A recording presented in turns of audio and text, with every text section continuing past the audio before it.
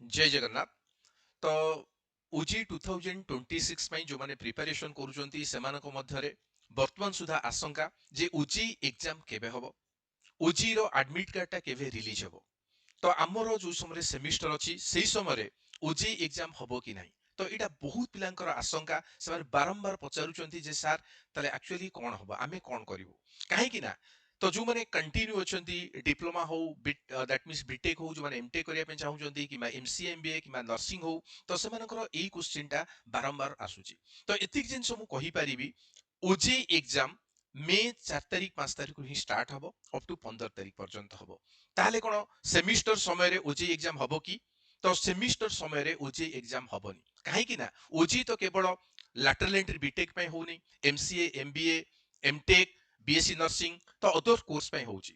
ତ ଓଜେଇ ମାନେ ତ ସେମାନେ ଡିପ୍ଲୋମା ପିଲାଙ୍କର ଏକ୍ଜାମ ସିଡ୍ୟୁଲ କିମ୍ବା ଯୋଉମାନେ +2 +3 ପଢୁଛନ୍ତି ସେମାନଙ୍କର ତ ଏକ୍ଜାମ ସିଡ୍ୟୁଲ ଅନୁସାରେ ତ ସେମାନେ ଡେଟ୍ ଟା ଫାଇନାଲ କରିବେ। ତେଣୁ ଆମେ କହିପାରିବା ଏୟା ଯେ ଓଜେଇ ର ପ୍ରଥମ ସିଟିଂ ଗୁଡା, ତାହେଲେ ପ୍ରଥମ ସିଟିଂ ମିନ୍ସ ତ 4 ତାରିଖ 5 ତାରିଖ ଏଇ ଜିନିଷ ଗୁଡା ତ ସେମାନେ MCA MBA that is the MTech ଏଇ ପିଲାମାନଙ୍କର ଏକ୍ଜାମ କରିବେ।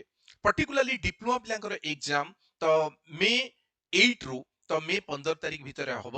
ତ ଯୋଉ ସମୟରେ 4 ସେମ୍ 6 ସେମ୍ ର ଏକ୍ଜାମ ରହିବନି ତ ସେଇ ପିରିୟଡ ରେ ହିଁ ଏକ୍ଜାମ ହବ। ଏତିକି ଜିନିଷ ମୁଁ ପିଲାମାନଙ୍କୁ ସିଓରିଟି ଦେଇପାରିବି। ଆଉ ଗୋଟେ ଜିନିଷ ହଉଛି ଆଡମିଟ କାର୍ଡଟା କେବେ ରିଲିଜ ହବ। ତ ଆଡମିଟ କାର୍ଡଟା ଟେଣ୍ଟାଟିଭଲି ତ ଏଇ ମାସ ତା ମାନେ ଏପ୍ରିଲ 25 ତାରିଖ ପରେ ଆଡମିଟ କାର୍ଡଟା ରିଲିଜ ହବ।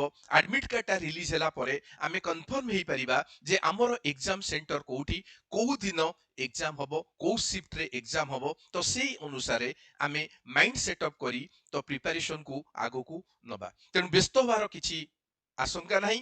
ଏଇଥିପାଇଁ ଯେ ଓଜେଇ ଆଉ ସେମିଷ୍ଟର ଏକ୍ଜାମ ତ ଆଟ୍ ଏ ଟାଇମ୍ ହବ ନାହିଁ।